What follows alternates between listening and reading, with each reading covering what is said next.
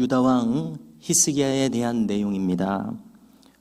그는 북왕국 호세아 3년에 25세의 나이로 유다 왕으로 즉위했습니다. 부친은 아하스였습니다. 우리가 앞선 본문에서 살핀 대로 이 아하스 왕은 안타깝게도 하나님 보시기에 악한 왕이었고, 그 산당마다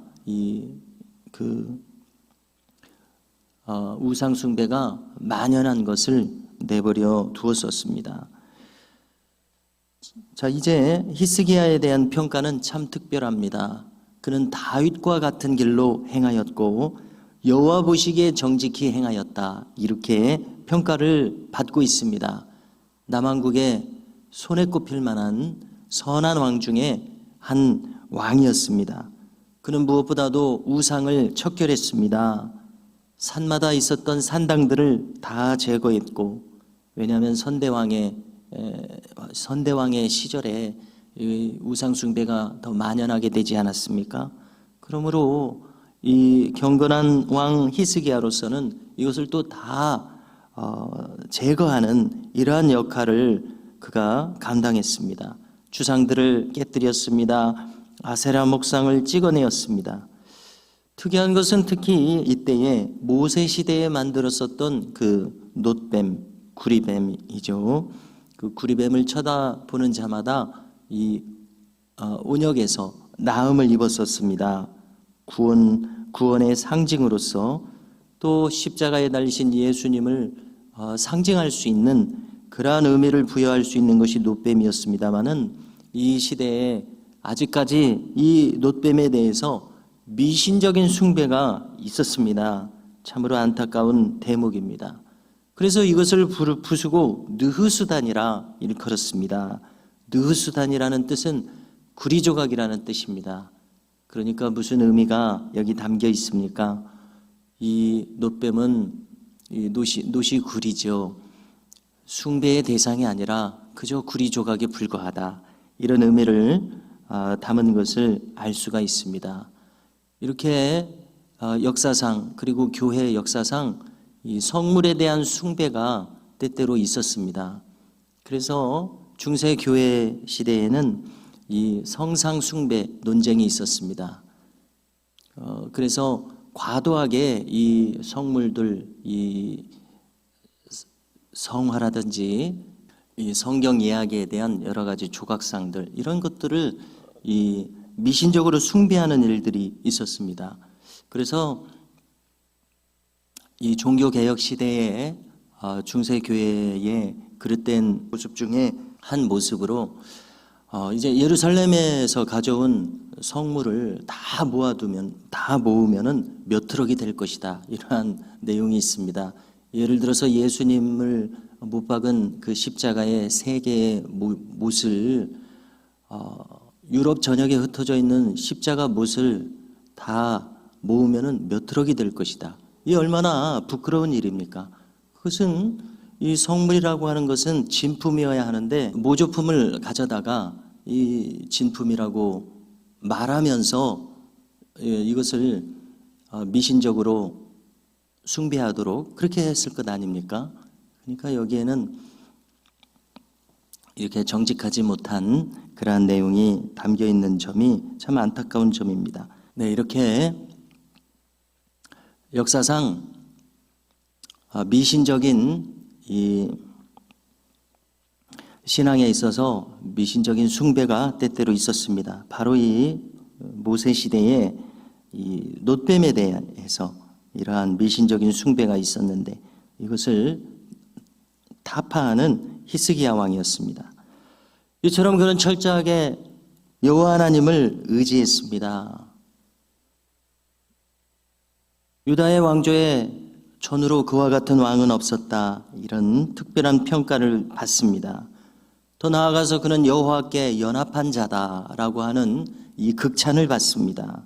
그분을 떠나지 않았고 모세에게 주신 계명을 지키는 인물이었다고 이야기합니다. 계속해서 그에 대해서 칭찬이 이어집니다. 7절에서 보면은 여호와께서 그와 함께 하심에 그가 어디로 가든지 형통하였더라 말합니다. 그는 아수르 왕의 지배를 거절했습니다. 더 이상 선대왕처럼 조공을 바치지 않았습니다. 뿐만 아니라 그는 블레셋을 쳐서 가사 등의 성읍들을 점령했다고 기록합니다. 자, 이제 그의 치세 동안 저 북왕국은 호세아 왕 때에 아수르에 의해서 멸망하고 말았습니다. 우리가 앞선 본문에서 살핀 그대로입니다. 아수르의 살만 에셀이 사마리아를 3년간 포위한 끝에 함락했습니다. 이는 히스기야 제6년째의 일이었습니다. 앞선 본문에서 살핀 것처럼 아수르는 북왕국의 10지파를 제국 곳곳에 흩어버렸습니다.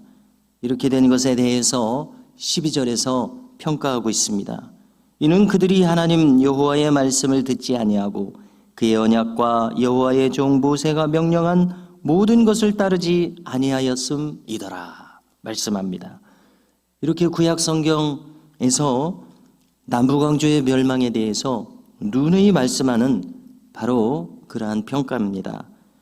북왕국이 마침내 이와 같이 멸망한 다음에 이 남왕국도 아수르에 의해서 위기를 맞이하게 되었습니다. 북왕국이 멸망한 후에 8년이 지났을 때에 이제 저 아수르는 사네립 왕으로 교체되어 그는 남유다를 침입해 들어왔습니다.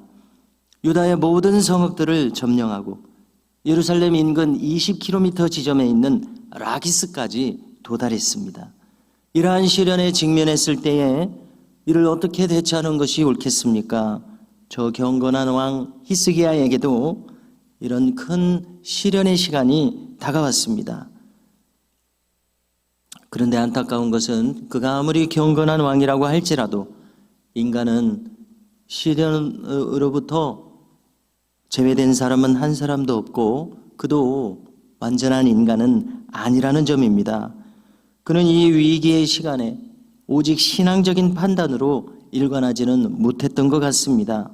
그래서 그는 이 위기를 타개하기 위해서 아수르 왕에게 굴복할 것을 결정하고 조공을 바치겠다고 했습니다. 이에 사네립은 막대한 조공을 요구했습니다. 그 액수가 오늘 여기 기록된 것처럼 은 300달란트, 금 30달란트를 부과했습니다. 그래서 이 달란트는 무게 단위로서 환산하면은 35kg에서 50km, 50kg 사이입니다. 그래서 대략 300을 곱하면은 10여 톤 정도 되고 또 30을 곱하면은 1톤을 좀 넘는 양입니다. 은 10톤과 금 1톤여라고 생각해 보십시오. 막대한 양의 조공을 요구했고 이를 감당하기 위해서 히스기야는 성전의 모든 금은을 조달하고 또 성전에 발랐던 이 금을 벗겨서 바치게 되었다 이르기로 합니다. 자, 이제 이후의 본문을 보면은 이렇게 했음에도 불구하고 사네립은 랍사게를 보냅니다. 예루살렘을 포위합니다. 그리고 항복을 종용합니다. 이때에 히스기야는 오직 하나님의 도우심을 구할 수밖에 없습니다.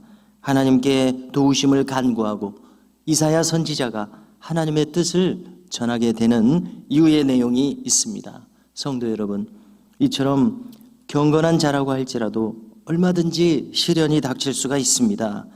이럴 때에 우리는 그저 흔들리고 낙심해 있을 것이 아니라 여전히 하나님을 신뢰하면서 하나님의 뜻이 어디에 있는지, 우리는 어떻게 행해야 하는지 하나님의 도우심을 구해야 할 줄로 믿습니다.